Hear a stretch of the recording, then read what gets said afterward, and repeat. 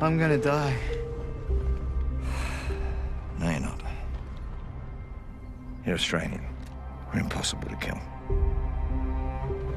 Hello there, Seraphim17 once again. This is my Battlefield 1 hard difficulty video walkthrough. This is the second sequence of the final war story, and it's young men's work. So we're going to be in this desert hub world, and I'm going to do some silly things on this horse that nearly get me killed. I didn't know if you could fall off the side of things with the horse and have the horse survive. So I was in a precarious part here, and I think in the end I end up giving up and running. The good news is, if you restart any checkpoints, it puts you back near a horse, so that's quite useful.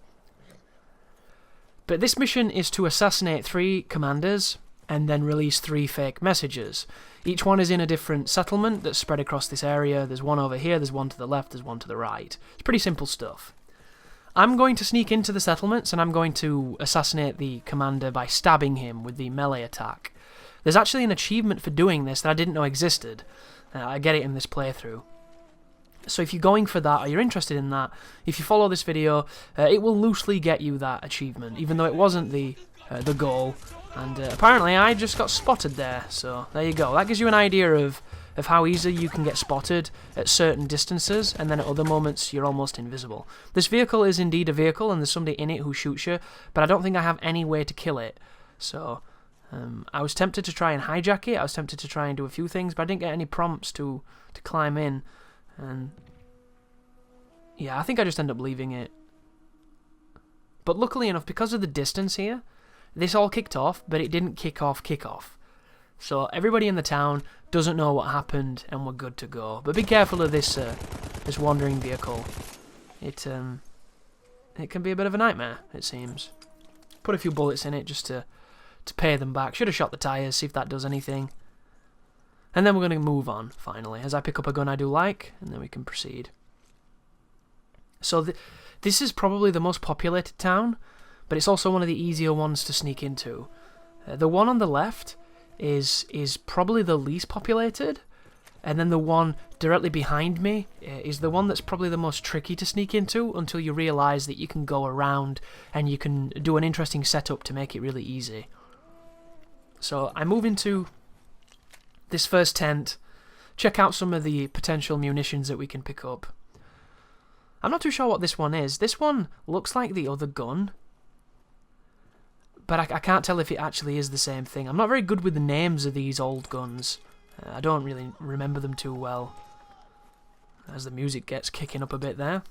But once you move towards an objective diamond, you'll notice that the map kind of changes and transitions into this area of effect where the objective could be.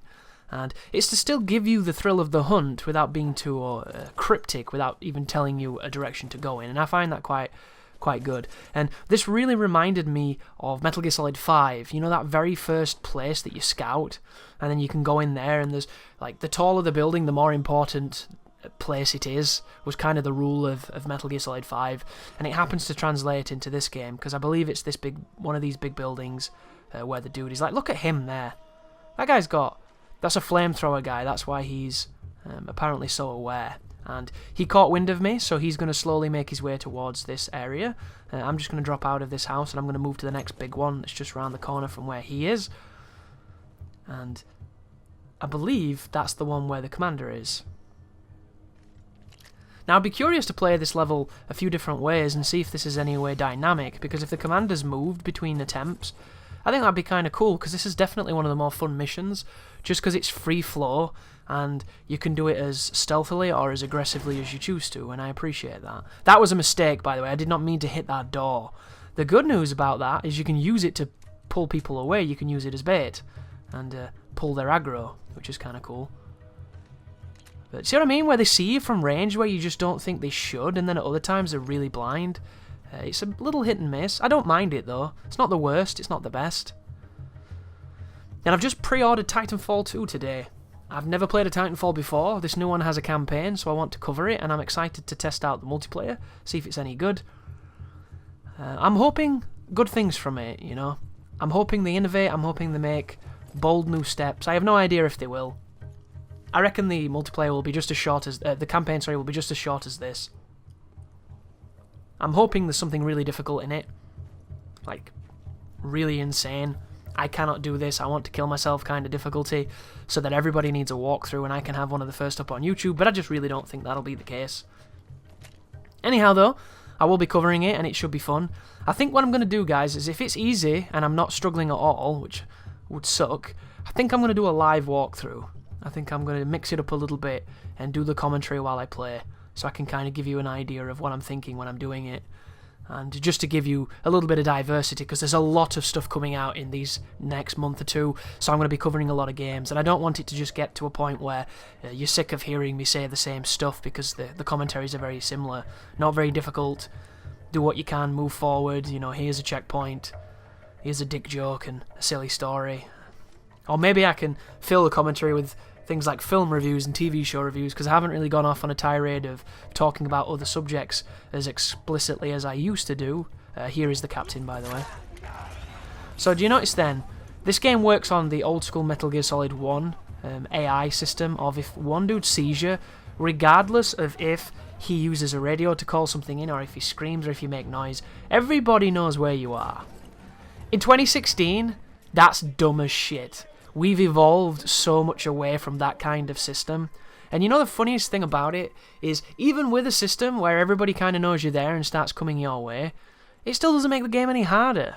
Like, because what will happen is they'll patrol around a little bit and then they forget where you were. So they all get alerted, and then the game's like, hang on a second, there's no reason to be alerted, let's not do that. So it goes back on itself. It's really strange. And it's super old school too. It's like really dumb old school game AI, where one person sees you and everybody knows exactly where you are the entire time now, as if they were watching your television. Such a strange choice. But once you've killed the commander, you can make your way over to the right here, follow that diamond, and then we can go towards this bird loft and release the messenger pigeon, which is going to go off and send the first of our fake signals. And then all you do, guys, is you ride to the next place, and you do the same thing. It's the same objective 3 times in 3 different zones. Each one's slightly different than the one before. And then it leads us on to the final mission, which... It has to be said, guys. Throughout my walkthroughs as of late, you've noticed that I've been bringing up good old Dark Side Phil a little bit. I do it because it's fun, but I also do it because I think I'm doing a service to people who need to feel better about themselves. And there is so many things that this man does that are perfectly fine. You know, there are times where he plays games and he does okay. Most recently, he did the Dark Souls 3 DLC, and he beat the final boss of the DLC, and he did it decently. You know, his build was very strong, he had good strategies, and he played it very well. And credit where it's due, on the final phase, he was evading a lot, he was playing really smart, and he was picking his hits. It was great to see him play intelligently for once, and full props to the man. But every time this happens, it is often punctuated with something where he is completely ridiculous, and it's not intentional. If it was intentional, it'd be comedy gold, and it is comedy gold in a lot of ways, but I just can't call it intentional. Recently, I watched a video while I was doing some editing, when he was setting up the PlayStation VR, he didn't know what an AC power cord was. How do you get to like 34 years of age and not understand what powers the electronics you use? And admittedly, he was going off the pictures in the instructions, so at least he was using the instructions. But when something says AC power cord, it's an AC power cord! Like, I don't even have your power system of those weird double prong things. We have a 3-prong thing, because we're weird. But I still know what AC power cord means. And I wouldn't need to look at a picture to know this. And I don't want it to be like me against Phil, because it's not intended to be that, but that entire video, I couldn't pick my face off the floor. If I'd have had a laminated floor, I would have literally buffed it with the cringe. It was just profound. And we all have moments of silliness and moments of stupidity where we forget things and that. And maybe it was one of those, but an AC power cord? Oh, come on now, dude. It just, such a weird experience. And then to bring this back to Battlefield, because you're probably wondering, what the hell does this have to do with this game, strange Englishman? Well, on the next level, you have to fight a tank. Why do I always say tank when I mean train? I'm obsessed. I don't know why. My brain just doesn't work. There is a combat tank. Oh, I did it again! What is wrong with me? That is so weird. It just comes out. It really does. It's like Tourette's. Ridiculous armoured battalion Tourette's of no reason and no diagnosis. Stupid brain. Stupid tongue. Stupid enabling mouth. This is the command, by the way. but it's an armoured train. And in the multiplayer, when your team starts to lose by too large a margin, you will get backed up by some ridiculous kind of welfare kill streak. And the train, Jesus, comes in, and it generally defends a flag to enable you to get back a position. And you can all shoot it to kill it, you can use vehicles to kill it, you can use explosives, but it's got a very large life bar, and it's just something that's set up to put the winning team on the back foot while the other team gets a chance to get back some ground, to gain back momentum. And it's a boss in this at the end, and admittedly, I don't think it's a very good boss, because the train has this ability to psychically land mortar shells directly on you when you're running, and wherever you are, regardless of what you're doing. It has this weird system of counter-hitting you. If you do damage to it, it immediately lands a shell on you. So it breeds a mentality of moving around, hitting, and moving back and forth. And I did it my second attempt. I died once. I sat on a gun, I fired a rocket at the tank, it did decent damage, and then as I was reloading, I got instantly killed. So I was like, I'm not going to sit on that because it takes too long to get off it. I then proceed to shoot it with an anti-vehicle weapon, and it works wonders, and I do it easily. For some reason, good old Phil is so stubborn when he plays games that he just forces the triangle into the square hole repeatedly, regardless of results. And sometimes this can work, guys, because sometimes integrity and fortitude are what you need to beat something. For instance, like a Souls boss.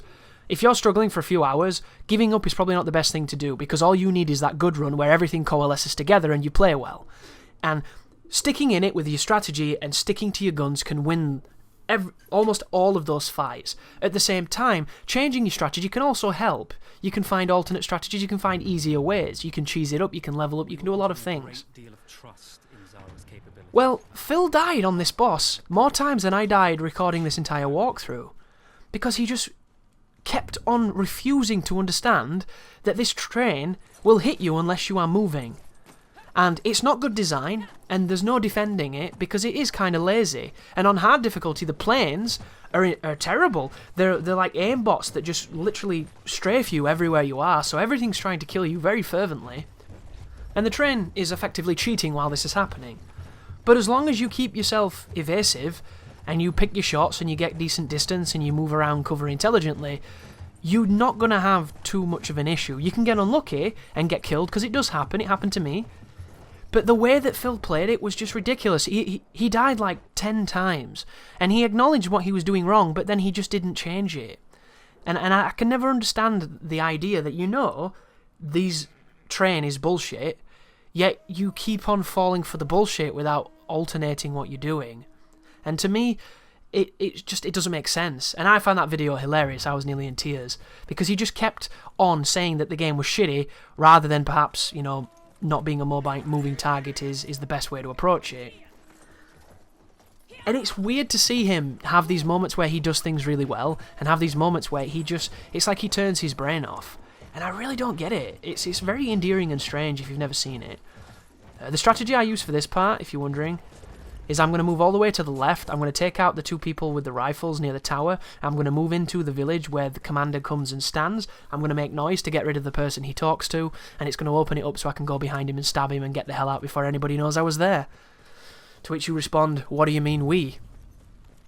And I'm going in there with you, Dutch. But we need to come over here, and you need to be very careful. Guy on the water tower has incredibly good vision, and he also has a very nice rifle that you can take from him. But another great example of good old Phil being Phil, and if you've never seen this channel and you're curious, just search DSP in YouTube, preferably followed by This Is How You Don't Play, and then you'll get these montages where they trim out all the boring shit that he doesn't edit, and it's just a sequence of him doing really silly things in games that aren't as complicated as he makes them look. But in the mission earlier on in the game where we had to pick up the spark plugs for the tank, he somehow managed to get lost and not be able to find the spark plugs, even after picking up about 4 of them. He picked up a bunch of them, and then completely seemed to forget what they looked like, how he found them in the first place, and what you were meant to do. And I just... I am guilty of so many situations where I do dumb stuff in games. If you watch any of my blind playthroughs, I'm going to mess up somewhere and do something dumb. Happens all the time. It's just the nature of the beast. One of my excuses is I try to talk a lot in my playthroughs. And when I start talking, guys, my brain turns off. So my hands just do what they want. It's like a mutiny between body and self. It's weird. But Phil doesn't even talk that much in his commentary. He has tons of quiet moments, and he only ever chirps up to say generally the same things. And then when he can't think of anything to say, he sings. And if he doesn't sing, he just doesn't talk.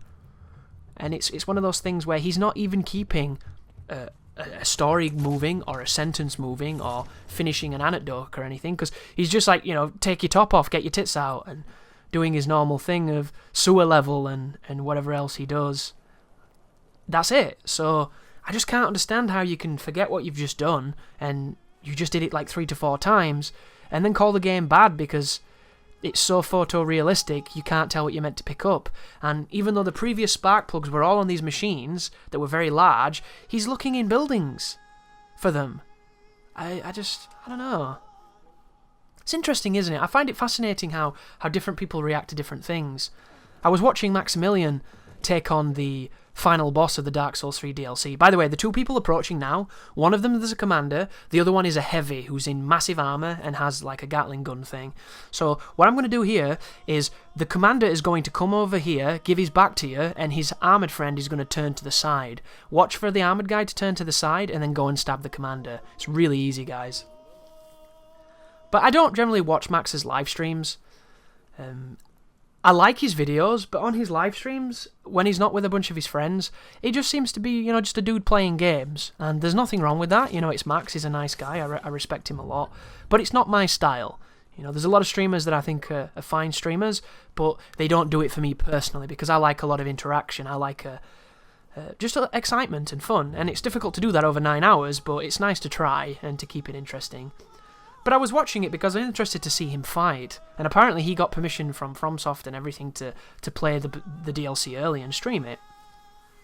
So he was playing it, and he got to the final boss. I think he was on like New Game Plus 2 or 3. He had a really interesting build of all kinds of weird swords, which, more power to him getting creative.